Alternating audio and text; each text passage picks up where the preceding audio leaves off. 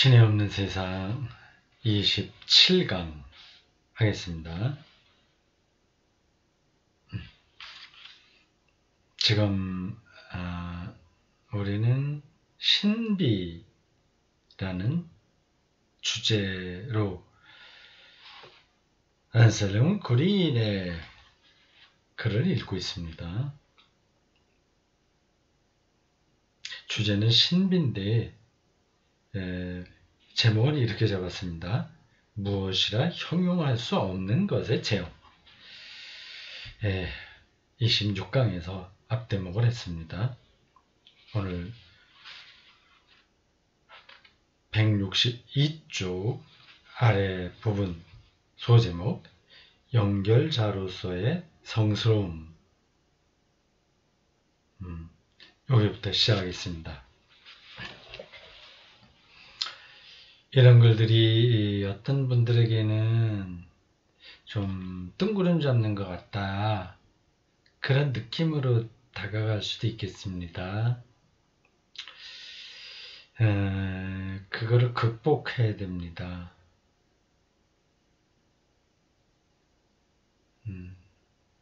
그건 앞에서도 여러 번 얘기했습니다. 신비,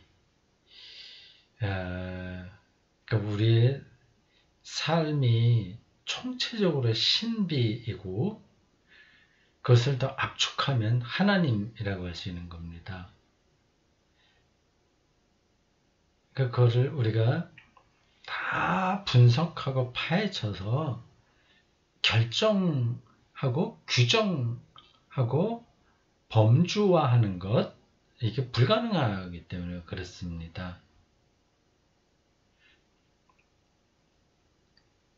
지금 이렇게 강독을 하고 있는 제가 왜 세상에 태어났는지를 생각하면 이건 아득한 사건이거든요. 그거 하나만 생각해도. 나는 어디서 왔나를 쭉 따라서 올라가려면 이건 정말 답이 없는 겁니다. 저의 아버지 어머니 양쪽으로 거슬러 올라가서 또 어머니는 또 올라가고 아버지 또 올라가고, 그래서 수백만 년 전까지 올라갈 수 있을까요? 어디까지 갈 수 있을까요? 그리고 앞으로 또 어떻게 될까요? 뭐 등등. 그런 모든 것들은 우리가 다 파헤쳐서 그 답을 얻을 수 없는 신비의 영역입니다.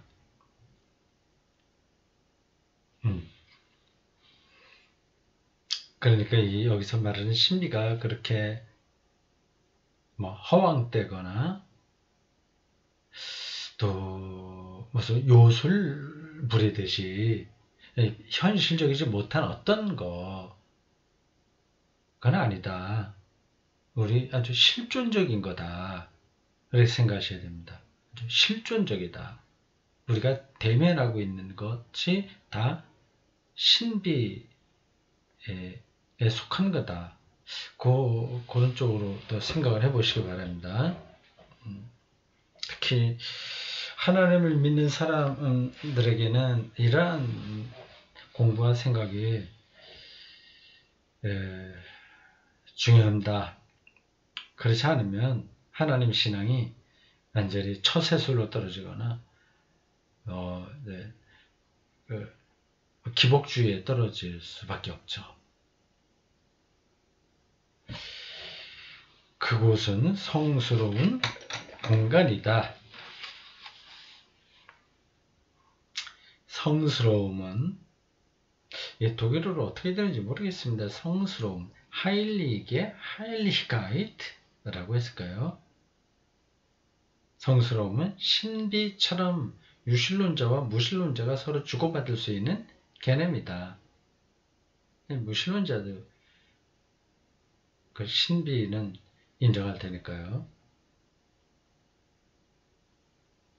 신비를 다른 말로 하면 궁극적인 진리, 절대적인 생명, 혹은 더 구체적으로 얘기하려면 그 뭐예요? 태초 창조 때 예, 빅뱅, 예, 빅뱅 이전, 뭐 그런 정도로 생각하면 됩니다. 그거는 무신론자들도 인정하니까요. 성스러움은 본래 누구나 알고 있기 때문이다. 우리는 일상에서도 어떤 것이 우리에게 성스럽다고 말한다. 자신의 집, 결혼반지, 내가 취한 침묵, 아침 전리가 대개는 성스럽다. 이 전리는 아침 기도에 이렇게 생각하시면 됩니다. 세상에서 벗어나 있는 것은 성스럽다. 세속적이지 않은 것은 성스럽다. 근데 뭐 이런 거는 그래 정확한 표현은 아닙니다. 세상에 속한 것도 성스럽죠. 어린 양이 엄마 양에서 젖을 빠는 그런 일들은 세상 일이잖아요. 이것도 성스러운 거죠. 자신의 집, 결혼 반지, 내가 취한 침묵, 아침 전례가 내게는 성스럽다 하면서 세상에서 벗어나 있는 것은 성스럽다.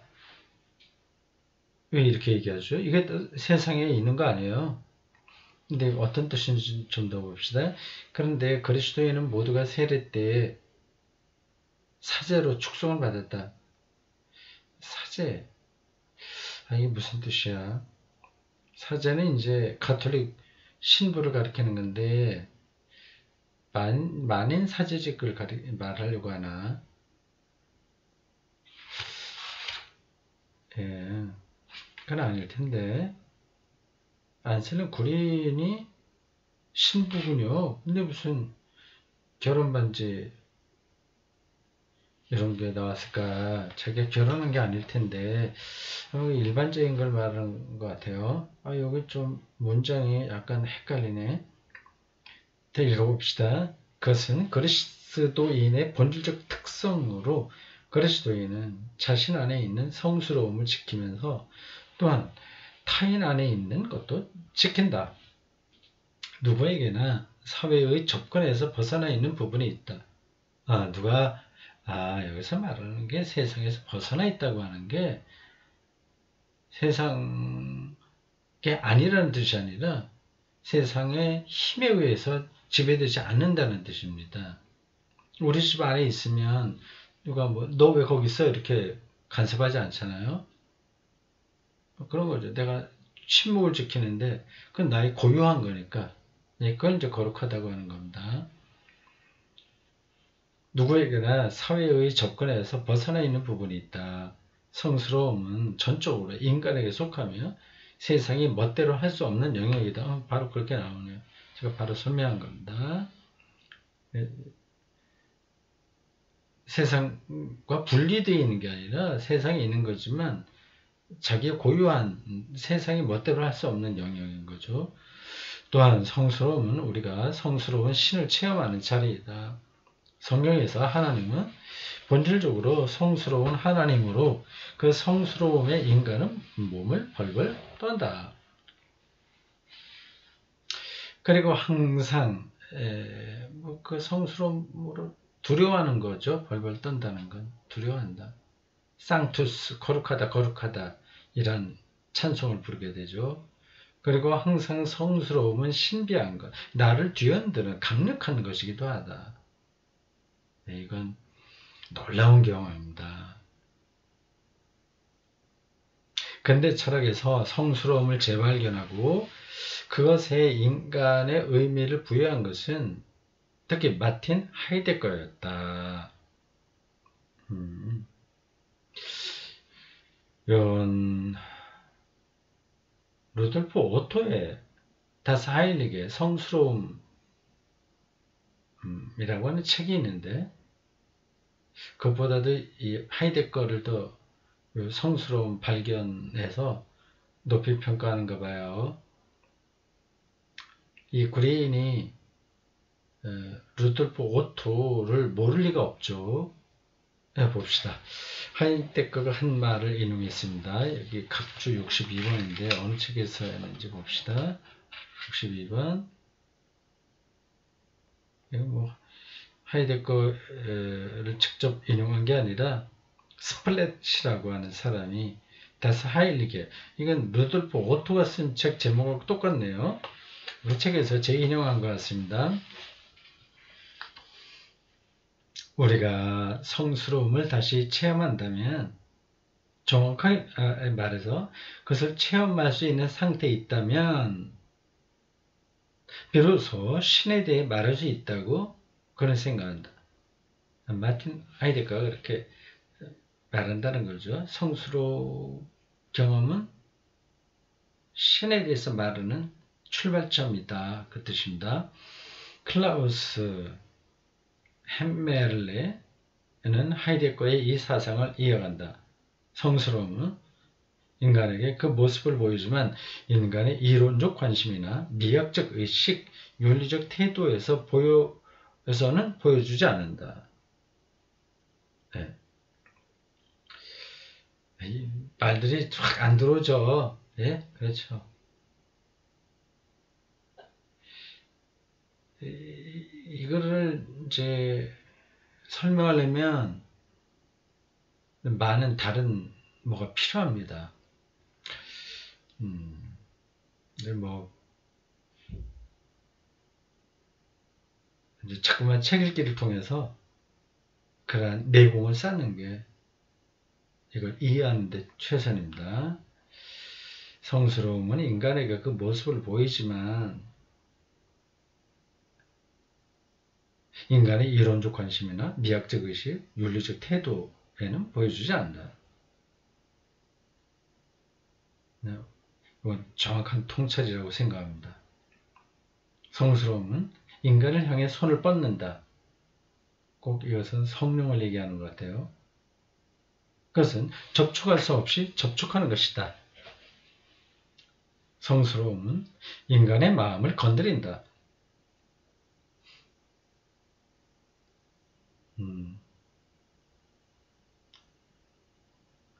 제가 26강 강독을 하면서 저 우주에서 밤에 보는 별빛, 그래서 아득함을 느낀 것을 몇 번 얘기했습니다. 그로 비교해서 한번 생각하시면 됩니다. 성스러움은 인간의 마음, 그렇게 건드리잖아요. 그것은 분명 인간과 관련이 있다. 그러나 그것은 인간에게서 벗어나기도 한다. 인간은 그것을 차지할 수 없다. 이건 완전히 성령에 대한, 하나님이죠. 성령은 그런 표현입니다. 성스러움은 전율하며 기쁘게 하는 것이며 그것은 끌어대고 밀쳐낸다. 나는 성스러움의 타자성에 말문이 막힌다. 이거를 다 누가 한 얘기예요. 아까 62번 각주를 보면서 했던 그 사람 말을 인용한 거겠죠. 62번 스플렛이라고요. 자, 예. 나는 성스러움의 타자성. 성스러움이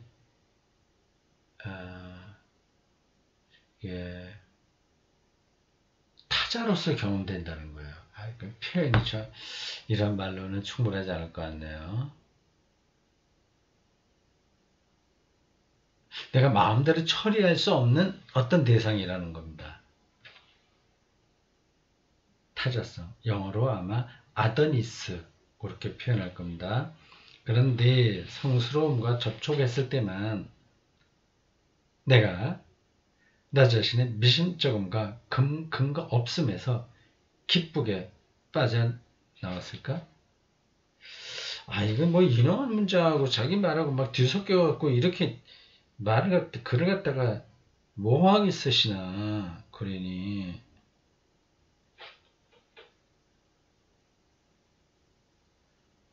아니, 번역이 좀 이상한 건가.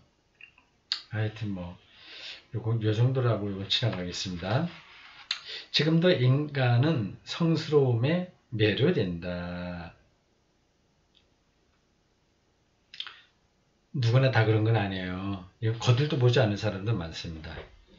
그렇지만 동시에 인간은 성스러움을 자신에게로 끌어내려 소비하고 싶은 유혹을 받고 있다.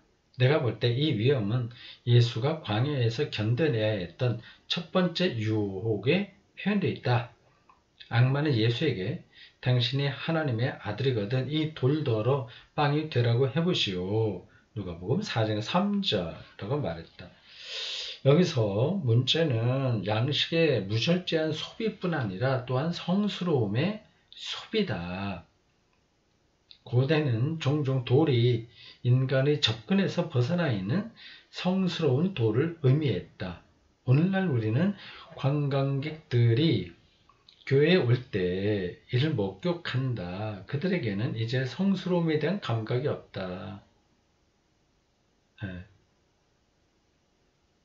오래된 중세기 교회당이나 성당 안에 들어갈 때 성스러움에 대한 감각 없이 그냥 이렇게 유적지 관광하듯이 그래 보는 거죠.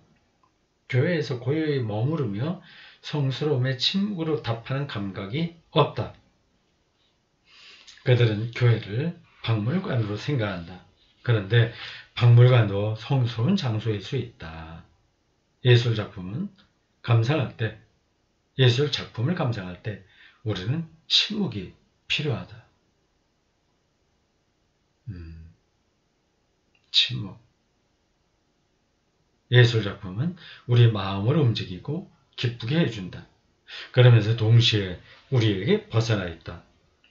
수업 또한 말없이 경외하는 마음을 가져야만 발을 들일 수 있는 성스러운 공간일 수 있다.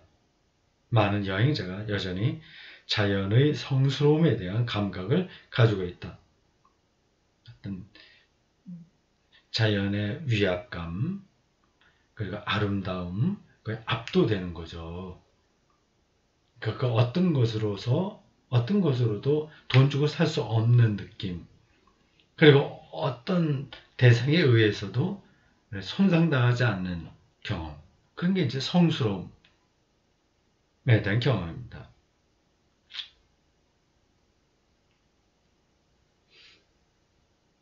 많은 여행자가 요즘 자연의 성스러움에 대한 감각을 가지고 있다. 그들은 강한 힘이 있는 장소에 서게 되면 먼저 고요해진다. 그들은 자연의 아름다움만 아니라 힘에도, 즉 힘에서 나오는 성스러움에도 감동을 받는다. 네. 그렇죠. 다음 소제목 이제 쿼테이션 해갖고 믿다 했습니다. 그리고 살짝 줄 긋고 현상 이런 단어를 달았네요. 참 이 소제목만 갖고는 참 이렇게 확 닿지 않습니다. 원형상, 이건 근원 원자겠죠. 가장 시원적인 현상이 바로 믿음이다. 그 뜻이죠. 따라서 유신론자와 무신론자는 저마다 다르게 해석할지라도 함께 나눌 수 있는 주제가 있다. 신비와 성스러움이다. 또한 함께 주고받을 수 있는 주제가 하나 더 있는데 바로 믿음이다. 여기서 유신론자, 무신론자가 계속 나오잖아요. 근데 이 무신론자가 그냥 무신론자면 안 됩니다. 되게 삶을 탐색하고 신비에 열려있는 그런 사람을 전제하는 거예요.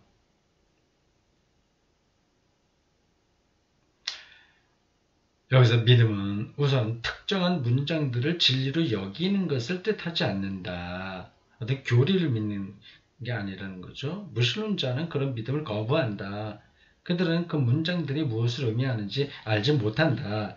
그런데 그리스도교 전통에서 믿음에는 여러 가지 관점이 있다. 누군가가 나는 믿을 수 없습니다 라고 말할 때면 나는 묻는다. 무엇을 믿을 수 없습니까? 믿을 수 없다는 말이 무엇을 의미하나요? 믿음은 인간이 가진 원현상이다. 한자로 달아놨네요. 원래의 현상, 나타내는 모습, 원래 나타나는 상이에요. 믿음은 그러니까 아기가 엄마 믿잖아요. 뭐 그런 차원을 얘기합니다. 믿음은 신뢰와 관련이 있다. 즉 나는 나에게 무엇인가 이야기를 해주는 사람을 신뢰한다. 그러나 믿음은 내가 신에 의해 지탱되고 있음을 느끼는 것을 말하기도 한다. 나는 삶을 신뢰한다. 3월 15일 설교에서 이스라엘 백성들이 물이 없을 때 왜 우리가 이렇게 센 고생인가 막 다투고 책임을 모세에게 물을 때 모세는 하나님을 시험하는 거다 그렇게 얘기했죠. 하나님을 시험하는 것은 하나님을 신뢰하지 못한다는 뜻입니다. 내가 혼자가 아니라 신의 보호를 받고 있다고 느끼기 때문이다. 물이 없으면 신의 보호를 받고 있다고 하는 걸 느끼지 못하는 거가 믿음이 없는 거예요. 물이 없어도 보호받는다는 느낌이 믿음이죠. 히브리인들에게 보낸 서가는 믿음이 서 있다, 확증하다와 관련이 있다고 말한다. 믿음은 우리가 바라는 것들을 확증해 줍니다. 히브리서 11장 1절. 믿음은 내가 확고한 근거 위에 곧 바위 같은 하나님 위에 서 있음을 의미한다. 이렇게 버티고 서 있는 힘을 얻게 되면 어디서나 사랑을 받아야 하고 타인의 인정에서 내 자리를 찾아야 한다는 압박에서 벗어난다. 사람에게 인정받아야 된다는 초조감, 그 갈망 이게 없는 거죠.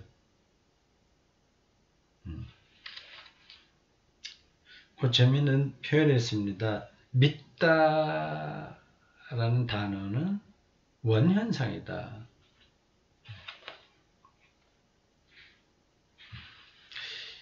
그 다음 소제목 바라보다로서의 믿다. 믿음은 또한 보는 것과 관련이 있다. 독일어로 믿다, 글라우벤의 어원에는 좋은 것, 선한, 굿 이란 뜻이 있다. 아 그런가요? 글라우벤, 굿. 뭐 발음이 좀 앞부분 비슷하네요. 글라우벤, 굿. 따라서 믿음은 독일어의 지혜에 따르면 다른 사람 안에 있는 선함을 믿는 것, 즉 선함을 보는 것을 의미한다. 재밌네요. 믿음에 대한 이러한 개념은 요한복음서에 나타난 믿음의 개념과 동일선상에 있다. 여기서 믿음은 보는 것이다. 나는 인간 예수에게서 하나님의 영광을 본다. 나는 십자가에서 고통당하는 인간 예수를 바라보며 그 속에서 하나님의 영광이 빛나는 모습을, 죽음보다 강한 사랑을 본다. 요한은 예수의 입을 빌려 이 사건을 이렇게 해석한다. 요한복음 15장 13절. 누가 자기 친구들을 위해서 목숨을 내놓는 것, 그것보다 더 큰 사랑은 아무도 지니지 못합니다.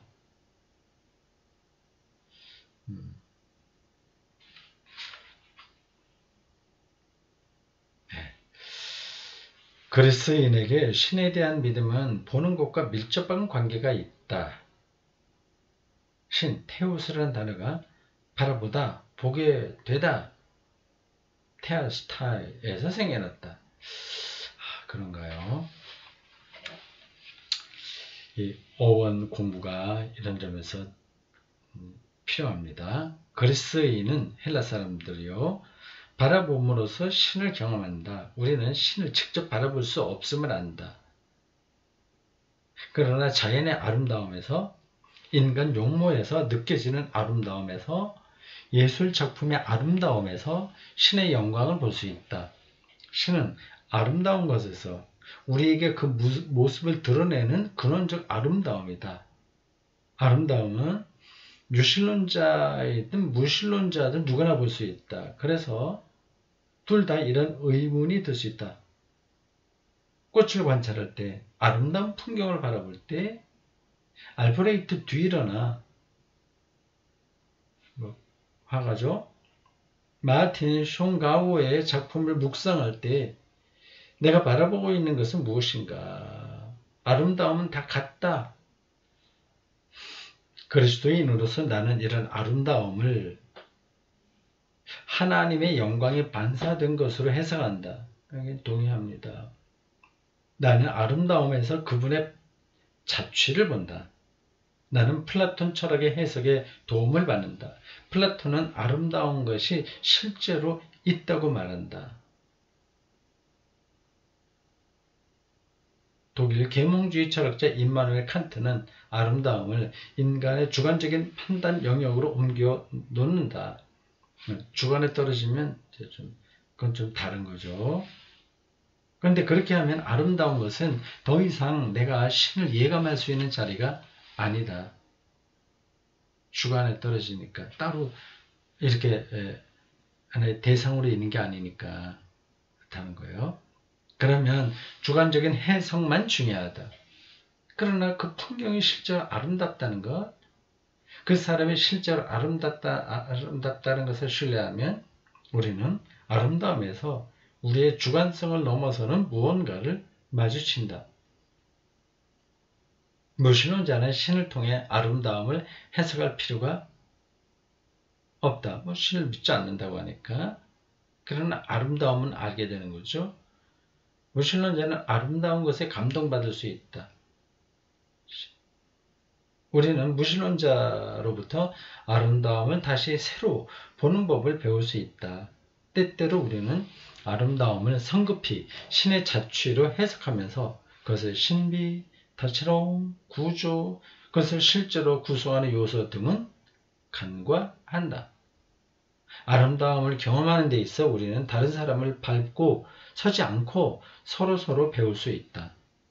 아름다운 것을 모두 함께 바라볼 때 우리는 신비에 맞닿을 수 있다.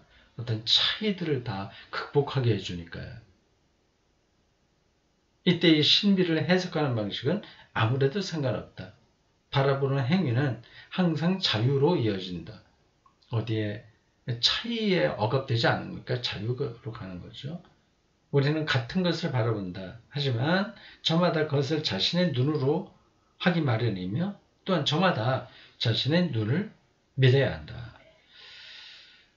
조금 이제 복잡하게 설명이 됐는데 전반적으로 따라갈 수 있습니다. 아름다움이 있다는 거죠. 그거는 무신론자들도 바라볼 수 있는 거예요. 우리도 바라볼 수 있는 것이고 그게 이제 우리에게서는 하나님의 발자취로 경험되는 거죠. 무신론자들은 그렇게 신을 끌어들이진 않죠. 그러나 그 아름다움에서 서로 대화가 된다. 라고 얘기를 하는 겁니다.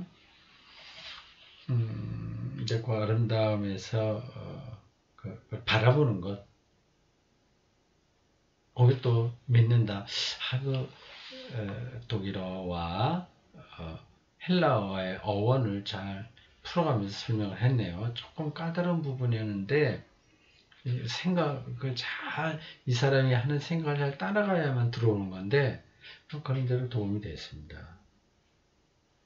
그 다음 소제목까지 한번 보겠습니다.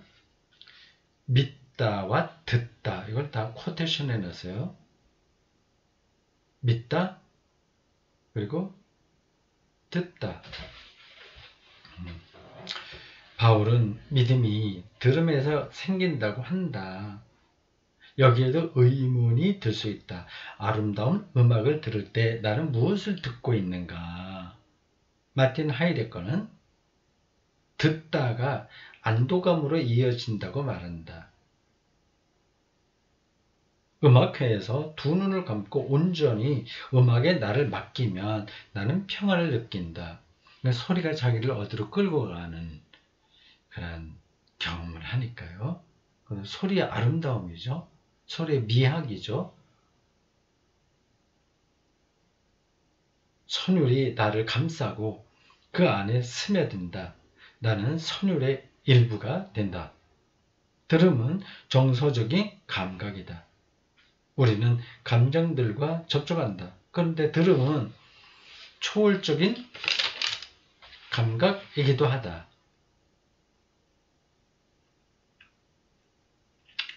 그렇죠. 어떤 소리를 듣는다는 것은 초월적 경험까지도 가능하게 합니다. 바람 소리를 듣는 것,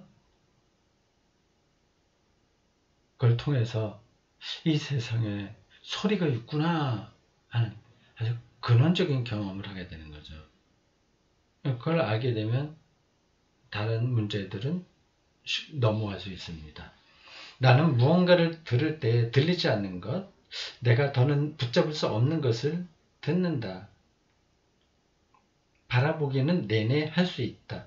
나는 어떤 그림 앞에 서서 그 그림에 깊이 잠겨든다. 듣기는 그 순간에만 할 수 있다. 다음 순간이면 벌써 다시 다른 선율이 울리고 있다.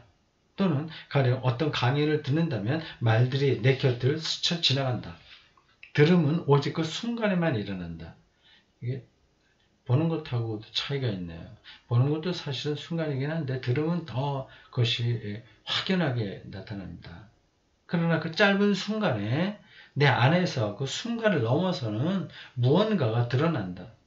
시간을 초월하는 무언가가 나를 건드린다. 어떻습니까? 이런 글들이. 앞에서도 제가 그렇게 표현했나? 좀 뜬구름 잡는 것 같다. 그런 느낌이 혹시 드시나요?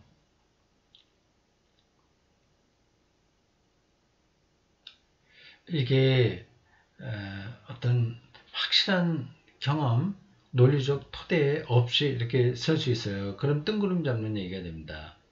근데 이 사람이 그런 사람은 아니거든요. 확실히 어떤 근원에 대한 경험,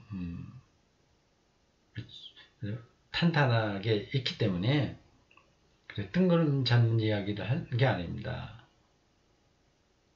우리가 가까이 가지 못했을 때는 그렇게 들려요. 보통 뭐 선문답이라고 있죠. 이런 것들도 선문답처럼 들립니다. 준비가 안 됐을 때는. 조금 높은 차원에서 하는 이야기들이죠. 뭐 철학도 사실 선문답이에요. 거기에 가까이 가지 못한 사람들에게는. 뭐 성경도 선문답이죠. 예수의 말씀을 도대체 못 알아듣겠다고 한 사람들도 많이 있지 않습니까?